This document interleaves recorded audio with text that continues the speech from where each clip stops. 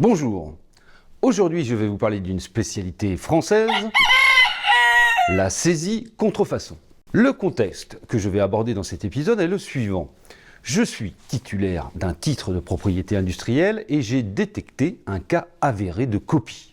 Admettons que j'ai dans un premier temps tenté d'agir auprès du copieur, par exemple par l'intermédiaire d'un courrier de mise en demeure, voire d'une tentative de transaction, et qu'au final, le copieur ne veut pas entendre raison. Alors, il me faut agir plus fermement pour faire cesser la contrefaçon et même pour obtenir réparation. L'action judiciaire devient alors une stratégie à envisager. Au fait, Jean-Luc, au fait, oui, j'arrive. Pour assigner en contrefaçon, il va falloir rapporter la preuve de la contrefaçon. Tout ça pour ça. Attends. Et pour rapporter la preuve de la contrefaçon, plusieurs voies sont reconnues, comme les constats d'huissier, les constats internet, les enquêtes d'usage pour les marques, et la saisie contrefaçon. La saisie contrefaçon est une mesure spécifique du droit français qui permet au titulaire d'un droit de propriété industrielle d'aller chercher chez le contrefacteur présumé la preuve et l'étendue de la contrefaçon. Tu veux dire que le titulaire d'un brevet, par exemple, peut débarquer chez son concurrent pour chercher la preuve de la contrefaçon? Oui, monsieur, absolument. Et j'ajoute, une saisie contrefaçon est un droit.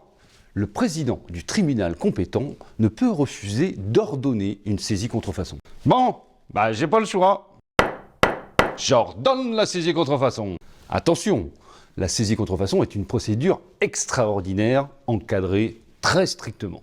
La saisie est réalisée par un huissier, éventuellement assisté d'un expert qui est souvent le conseil en propriété industrielle du demandeur. L'huissier se présente au lieu de la saisie et commence par notifier l'ordonnance. Le présumé contrefacteur ne peut s'opposer au déroulement de la saisie. Cette saisie a donc pour objectif de trouver et d'écrire l'infraction. L'ordonnance peut avoir prévu la copie de documents techniques, commerciaux et comptables. À la fin de la saisie, l'huissier doit transmettre au contrefacteur présumé une copie du rapport de l'huissier et, éventuellement, une copie des documents joints au rapport. Il faut préciser que si la saisie réelle de produits, et plus précisément d'échantillons, peut être autorisée, la saisie sera le plus souvent descriptive. Et la partie saisie ne peut rien faire. Non. Enfin, si. Elle peut contester les conditions d'octroi de l'ordonnance et ou les conditions d'exécution de la saisie contrefaçon. Et qu'est-ce qui se passe après la saisie?